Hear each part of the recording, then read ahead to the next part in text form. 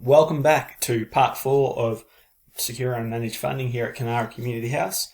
So this element is the Managed Funding Agreement element. And getting straight into it. So the first criteria for this element is to finalise the funding agreement documentation and then circulate it to all parties. So this is after the submission's gone through and you've been approved. What documentation is required? So what should be included in this? So what needs to be circulated? Generally, there'll be some form of contracts for your agreement, which is literally there to say, okay, you're going to provide this service or program, and then it's going to be funded by this body, and it's that legal agreement between those two. But what else? What other documentations could you have? So generally, it will involve a copy of your budget, how you're going to spend that money, the sort of projected timeline of how the project's going to be run, and quite often it include the format of the reports and anything else to do with the project. So that sort of gets agreed in the submission stage, what's going to be handed over. In class, we will actually ask what other people have had as part of it, because every different grant can have a weird and wonderful aspect to it. Okay, so who should be reviewing this documentation? So you do have sort of two sides at least to both of this. So from the funder's point of view, who needs to review it on their side, and you should know, hopefully as a applicant, who will be needing to do it, because if it's a person who's away, that's going to delay the whole funding process. Okay? And then on your side, who needs to review it in your community organisation? So is it fine for just the manager to do it, or does a funding application need to go to your committee of management, board, whatever it may be? Every community organisation is different, so you need to know that beforehand, because if you've gone through with a grant, been approved, and started doing it, and then it needed to go to someone else who doesn't approve of it, well, hang on, there's an issue there. You need to know how time sensitive it is. So if you've applied for a grant which you wanted to use for a program you've got which is currently running, but the grant doesn't start for 3 months, what's going to be the issue there? How are you going to run that program for that 3 months? So you need to work out how time sensitive it is in the case of how long do you have to get everything to sign, but also how quickly do you need those funds? Who needs a copy of it?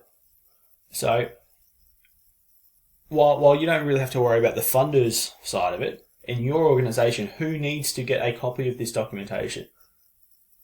Does it just have to go to the manager? Does it even need to go to the manager? Does every board member need a copy of it, or do certain sections of your board? If your community of management might have a subcommittee to do with funding and grant applications, might it just need to go to them? Do they need to bring it to the whole board? Okay, so you've got to work these things out as part of your funding process. Lastly, how and what needs to be stored. So do you have a special place in your organisation to store these? Does it need to get scanned and saved onto a network? Is that how you circulate it to all the parties? If it does it need to be securely stored? Does it need to be encrypted? All these questions need to be asked as part of your funding process. Okay? And every organisation is going to have a different agreement to that. So next up, we want to establish procedures to monitor the ongoing compliance and making sure you're doing your reporting. So when should this establishment occur? Should it be before you get that application in on your side of things? Should it be part of that negotiation period? Okay? You've got to take into account how it will affect the current staffing you have. Does it mean you're going to run all these reports, going to need to put another staff member on? Could be a part-time staff member, could be a casual. Do you have volunteers who do a lot of those things? One of the best examples I've got is working with a community organisation who gets the ACFI funding. There's a massive DHHS survey which comes out once a year. So whenever this comes out, they were struggling to go, okay, where's all this information? How can we find it? So one of the tasks I was working on with them was to establish sort of reporting systems to go through it. So it looks at sort of volunteer hours, but not only volunteer hours, who from Department of Justice comes through, who from work from the dole, and who are genuine, in a quote unquote, volunteers. Okay, so you've got to look into that and work out when. Okay, and what different requirements staffing wise you'll need. What can you establish to help maintain that compliance? So is it building those reports in weekly, monthly, yearly? Is it a case of just changing a lot of your systems? Okay. And can you have multiple funding sources be grouped into one? So if you build one report for someone to do, can it have sections where, different funding sources will get different information from? Or you can pull the information out to pass on from one big document. Okay, there isn't a right way to do it. As for everything else virtually in this unit, there is no one correct answer. There's all different ways you can do things. So some thoughts to consider on that is getting some strong project management guidelines in place, as well as your process management. So having that framework there for both of those can really help with that reporting and compliance side of things. You also want to think about how you're going to capture all your data. So for a lot of your funding grants, it could be a case of you trying to increase knowledge about something. How are you going to capture increasing that knowledge? Could it be as simple as, if it's increasing knowledge of your organization, do you have your person at your front desk with a bit of a tick sheet for people who call up, for people who walk in? Okay, can you automate things? So when someone does something, it automatically fills in like a spreadsheet or a form saying this was done. So then you can have a look at the end of the week, month, year, whatever may be the case, and go, okay, because we have this automated, we've got all this data now. Okay, and can you decentralize things? So is it possible to get certain people just to do things? Okay, does it need to be run by the one person? So if you're making the application, can you get different tasks which people then send you in, which you then compile? So you're not having to do all the work. Okay, so they're just some thoughts to consider on how you can ensure your compliance and meeting your reporting requirements. Okay. Lastly, how to maintaining your ongoing relations with your funding source. Why is it important to try to do that to ensure that you have mutual satisfaction? Can it change how you attempt to do this with different sources? So it is a very important thing to try to make sure you've got that mutual satisfaction there. And yes, it will change with different sources, because if you're someone's only grant, they give out one grant a year and you're the recipient of it, you're going to try a lot harder to ensure that mutual satisfaction than, say, if you're one of 1,000. Because if you've already got that relationship there, you can use that to your benefit to keep it rolling out.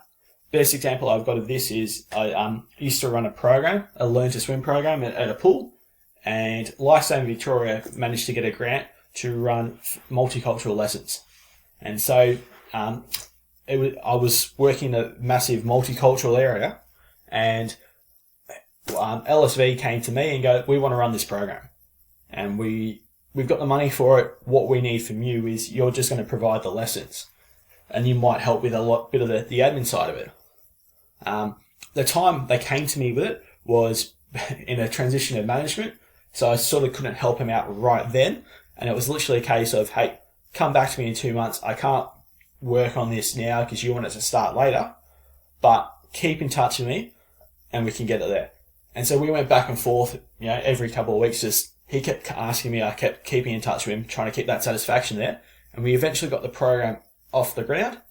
And then throughout it, I was just always in touch with him and his offsider to make sure it's all okay, make sure they're not getting any bad feedback about what's going on there to try to keep that relationship going.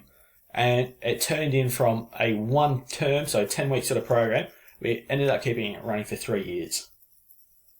So from my organisation side of things, it was very beneficial to do that because it meant we had that additional income coming, which we didn't have to stress so much about. Okay, so that's one of the things what it can lead to.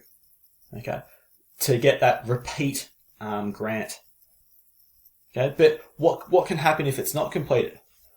If you're that one funder's grant for the year and you don't ensure that mutual satisfaction, most likely you won't receive it the next year. And they'll look for a different program to fund. Okay, that's just a quick example there, but obviously it's a lot more in depth than just that. Okay, but it is very vital to ensure that mutual satisfaction, not just from that funding thing, but so if you apply for another grant with a similar company and they might go, oh, you've had this grant with them, how did that go? You might say it went fine, but they might speak to the guys who provided it and they could say, no, they were very hard to work with because of this. So that's just another element to it. Okay, so assessment task for this little bit, guys. So first up, what documentation do you think is required to complete the funding agreement? Okay, so what should this contain and how detailed should it be? Who should review this documentation? Have you had any positive or negative experiences with procedures to monitor compliance? So have you had some good ones in the past, or have you had some not set up and it's come back to bite you? Okay, and lastly, how well do you maintain communication with your funders? So, as per normal, chuck this up on your reflective blog. If you get it in before we do the face-to-face classes, we'll include it as well. Otherwise, just there so you can refer back to it, you can see other people's, okay, and we can build that great community around it. Okay, so we've got one more recording based on the subject material, and we'll get into the assessment. So I'll see you next time for the last section on evaluating the funding agreement.